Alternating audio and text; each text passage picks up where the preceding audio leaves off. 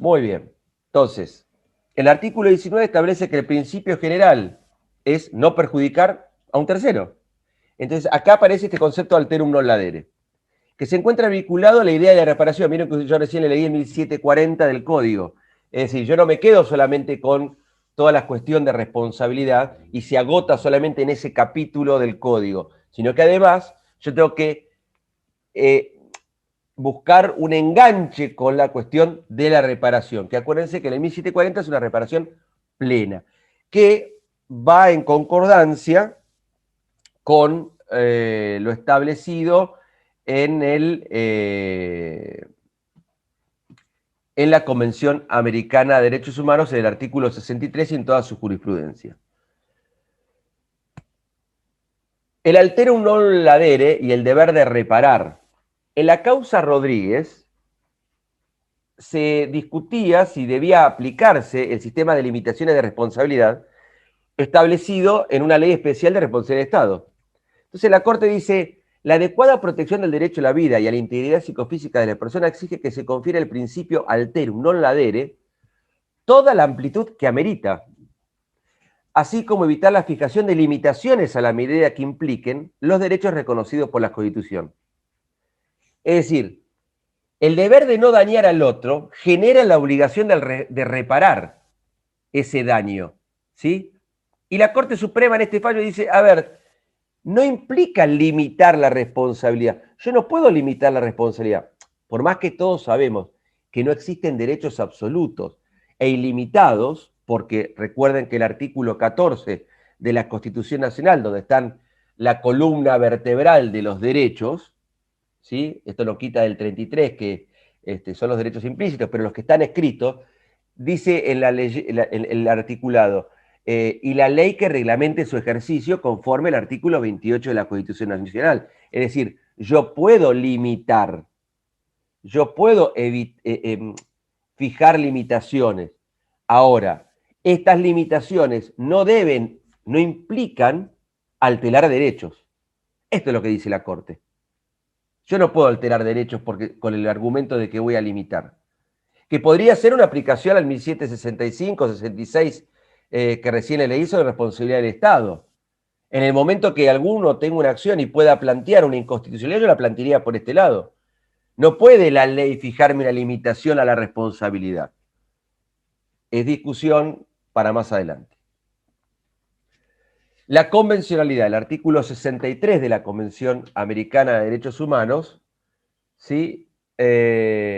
Dice, cuando decida que hubo violación de un derecho o libertad protegida en esta convención, la Corte dispondrá que se garantice al lesionado en el goce de sus derechos o libertades conculcados, dispondrá asimismo, si ello fuera procedente, que se reparen las consecuencias de la medida o situación que ha configurado la vulneración de esos derechos y el pago de una justa indemnización a la parte lesionada.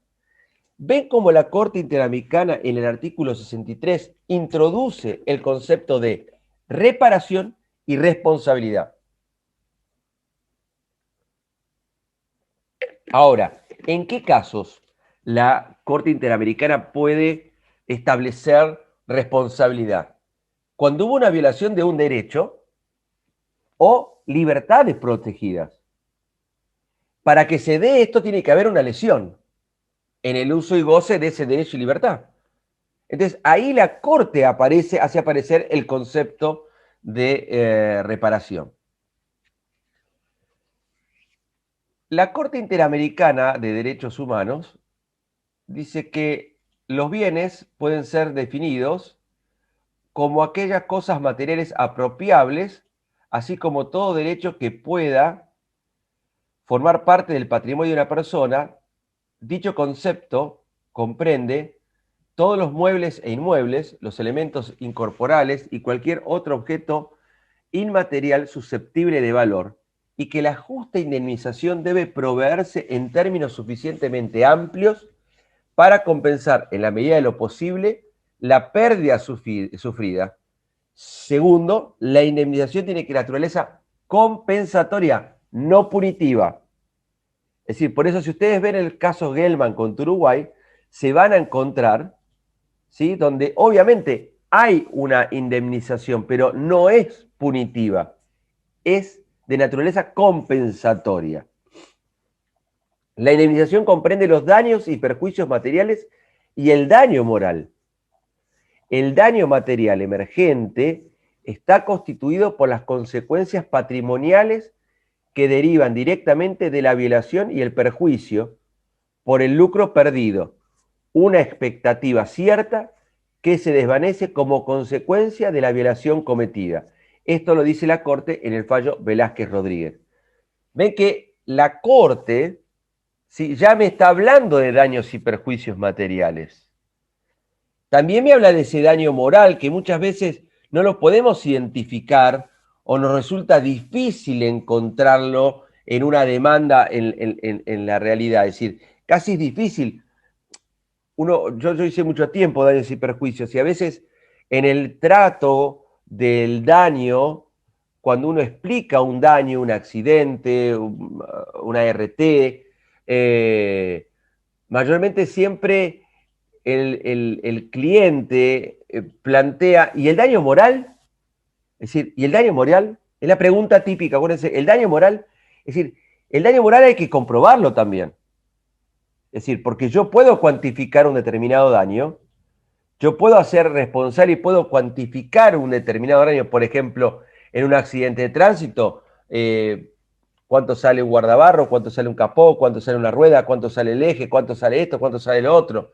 Ahora, y ahí viene la pregunta, ¿y el daño moral?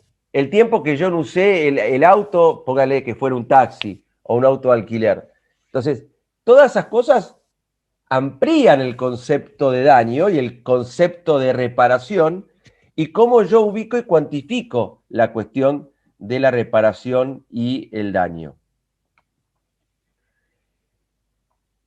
Este artículo 63.1 de la Convención Americana de Derechos Humanos distingue entre la conducta que el Estado responsable de una violación debe observar desde el momento de la sentencia de la Corte y las consecuencias de la actitud del mismo Estado mientras dure la violación. Fíjense, a ver, con lo que yo recién le leí del Código Civil y cuando veamos la ley de responsabilidad del Estado, si no existen elementos suficientes como para poder también plantear una inconvencionalidad de la redacción del código que tenemos en la actualidad, en lo que significa la responsabilidad del Estado y en cuanto a la ley de responsabilidad del Estado. ¿Por qué? Porque la Corte Interamericana interpreta que esa responsabilidad, esa violación a esa libertad o derecho, va desde el momento de la sentencia hasta el tiempo que dure la violación del derecho.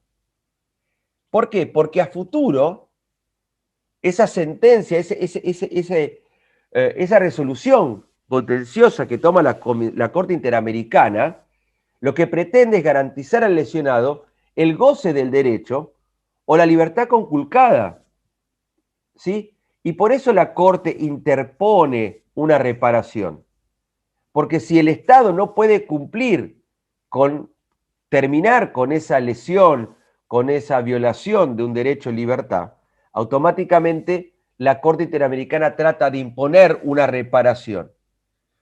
Y ahora, ¿cómo es esa reparación? Conforme el 63.1 y la jurisprudencia de la Corte Interamericana de Derechos Humanos. Y esa reparación, en la medida de lo posible, debe consistir en una restitución plena, que sería una restitutio íntegro, es decir, una reparación plena, muy parecida a lo que establece el 1740 del Código Civil, que habla de reparación plena. Cuando uno recorre las páginas de nuestro código, se encuentra que en los títulos uno va a encontrar que dice reparación plena el 1740 del Código Civil. No me está hablando de una reparación semiplena y bueno, vemos. No, no, no. Sigue los lineamientos generales establecidos no solo en la jurisprudencia de la Corte Suprema de Justicia de la Nación, sino también en las pautas establecidas dentro de nuestro ordenamiento. Por eso recuerden, si yo vuelvo a las primeras clases con ustedes, el Código Civil en su artículo 1 y 2 me habla de interpretación y aplicación de las normas. Y cuando me dice interpretación, me dice que lo tengo que hacer a la luz de la Constitución y los instrumentos internacionales de derechos humanos, es decir, el 75, inciso 22 de la Constitución Nacional. Entonces, claramente, el codificador, cuando pensó en la redacción de este nuevo código, pretendió buscar esa ancha avenida del medio, que es como decía Lorenzetti, porque Lorenzetti decía, o en una calle va el derecho público, por otra calle va el derecho privado, y por el medio nunca se juntaban el derecho público y el derecho privado. Este código, dijo Lorenzetti, es ahora un solo camino, es una ancha avenida donde está el derecho público y el derecho privado.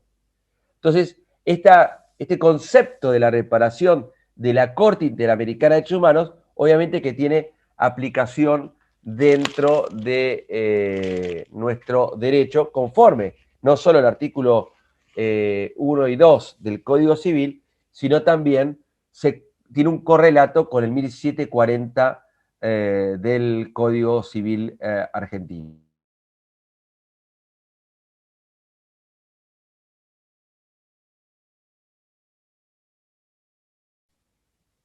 Seguimos. Terminología. Entonces, justa indemnización versus justa reparación. ¿Sí? Porque vamos a ver que estos conceptos constantemente aparecen y pareciera que fueran conceptos meramente que no tienen uno que ver con otro. Entonces, indemnización, en sentido técnico, representa una forma de reparación. ¿Ok? Si yo cuando indemnizo, estoy reparando, ¿sí? Algo que sucedió, algún derecho o libertad que yo automáticamente violé o rompí. La reparación en general es la restitución en especie, íntegramente, con una indemnización, seguridad y garantías de no repetición. Es decir, cuando yo reparo, lo que trato es de no volver a o de no volver o de no repetir eso que produjo una violación o una negación de un derecho. La Corte entendió, como principio general, en el fallo Rodríguez Pereira, que el artículo 19 prohíbe a los hombres perjudicar el derecho de los terceros y que este concepto se encuentra entrañablemente vinculado a la idea de la reparación. Y en cuanto a la proyección de la integridad de la persona, es decir, yo tengo la obligación, indefectiblemente, de entender que el artículo 19 no se agota solamente en el alterum non ladere, sino que se vincula directamente con la idea de la reparación. ¿Qué dice el Código Civil? El Código Civil, en el artículo 1737, me da el concepto de daño, es decir, hay daño cuando se lesiona un derecho o un interés no reprobado por el elemento jurídico que tenga por objeto la persona, el patrimonio o un derecho de incidencia colectiva. En 1738, indemnización, y acá aparece, ven, el daño, la indemnización y la reparación. Estos tres conceptos que uno ve en el 63.1 de la Convención Americana de Derechos Humanos. Automáticamente el codificador en tres artículos, 37, 38, 30 y 40, tiene establecido esta casi regla de aplicación de la Corte Interamericana de Derechos Humanos. En cuanto a la indemnización, comprende la pérdida o disminución del patrimonio de la víctima, el lucro cesante en el beneficio económico esperado de acuerdo a la probabilidad objetiva de su obtención y la pérdida de chance. Incluye especialmente las consecuencias de la violación de los derechos personalísimos de las víctimas, de su integridad personal, su salud psicofísica, sus afecciones espirituales legítimas y las que resultan de la interferencia en su proyecto de vida. Fíjense la amplitud de la indemnización. No se agota solamente, como yo recién les di un ejemplo, choqué el auto y bueno, es una rueda, una óptica y el capot y un panel. No, no, no. La indemnización abarca muchísimo más y la indemnización comprende todas estas cuestiones, es decir, pérdida o disminución del patrimonio de la víctima, lucro cesante, pérdida de chance, integridad personal, salud, afección espiritual, legítimas. Es decir, la afección espiritual, el daño moral, ¿sí? La interferencia en el proyecto de vida. Miren qué amplitud tiene el reclamo, el daño y la indemnización que yo podría llegar a solicitar. Y fíjense lo que dice el código en cuanto a la reparación plena. Dice, la reparación del daño debe ser plena. Plena. Consiste en la restitución de la situación del damnificado al estado anterior al hecho dañoso, sea por el pago en dinero o en especie. La víctima puede optar por el reintegro específico, excepto que sea parcial o total imposible, excesivamente oneroso o abusivo, en cuyo caso se debe fijar en dinero. En el caso de daños derivados de la lesión del honor, la intimidad o la identidad personal, el juez puede, a pedido de parte, ordenar la publicación de la sentencia o de sus partes pertinentes a costas del responsable. Ven que acá vuelve a aparecer el honor, la intimidad y la identidad personal. Es decir, constantemente volvemos a la bolilla de intimidad y de privacidad. Constantemente el Código Civil tiene una redacción que no son compartimientos estancos. El código se relaciona una parte con otra. Por eso yo siempre los remito al artículo 1 y 2 del código. ¿Por qué? Porque eso nos permite ver y nos permite observar el todo. Y porque esta materia se llama Bases Constitucionales del Derecho Privado. Es decir, el derecho privado no es ajeno a lo establecido en el texto de la Constitución. El derecho privado no es ajeno a lo establecido en el texto de los instrumentos internacionales de derechos humanos. Claramente, el codificador los tuvo presente al momento de la redacción del código.